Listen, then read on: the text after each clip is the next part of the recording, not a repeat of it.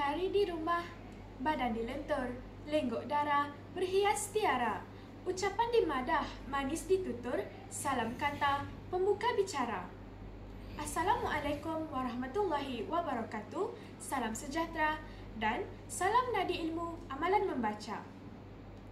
Pemilik nama, Nur Aina Zuliani Zulkifli binti Abdullah, merupakan pelajar tingkatan 5 dari SMK Kabung dengan kod sekolah YEA 2202.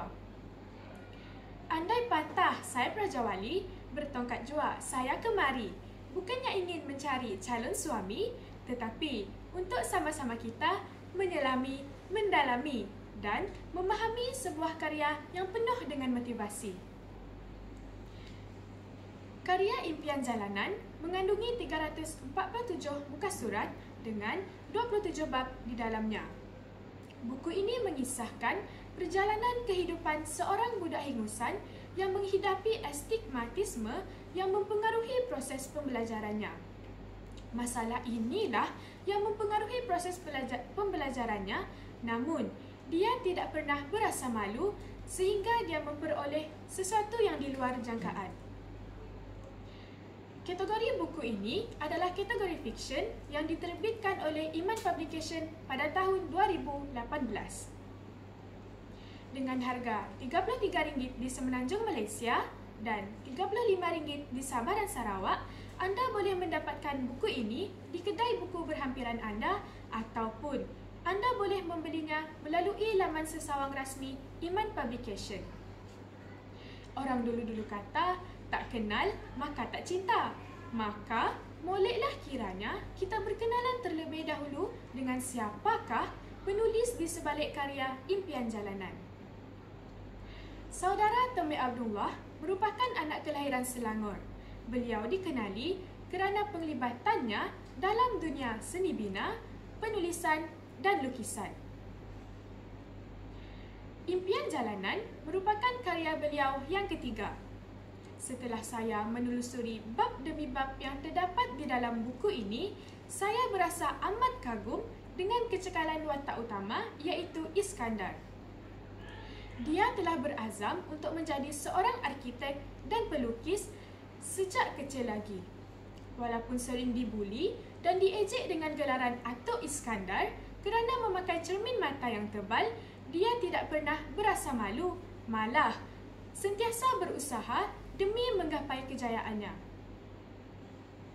Hal ini dibuktikan apabila Iskandar berusaha untuk memenangi pertandingan melukis dan mewarna dengan melatih diri sendiri tanpa sebarang kelas tuition tambahan. Hal ini adalah kerana ibu bapa Iskandar tidak mampu untuk membiayai yuran kelas tuition tambahan tersebut. Setelah mengharungi aneka dugaan, akhirnya Iskandar berjaya untuk menjadi seorang arkitek di sebuah firma yang sangat gah. Dia merupakan sosok yang patut dicontohi kerana sikapnya yang tidak pernah mendongak langit setelah memperoleh kejayaan.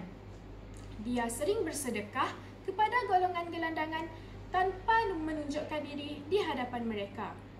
Oleh itu, saya sangat mengagumi serta menginspirasikan watak Iskandar.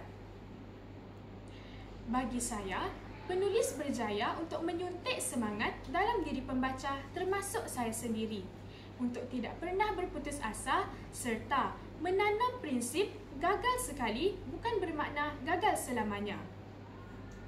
Selain itu, penulis juga mengingatkan pembaca untuk sentiasa merendah diri dan tidak pernah berasa sombong setelah mendapat sesuatu kejayaan. Hal ini kerana semua kejayaan dan kemewahan yang kita perolehi di dunia ini adalah milik Allah Subhanahu Wa Taala sepenuhnya.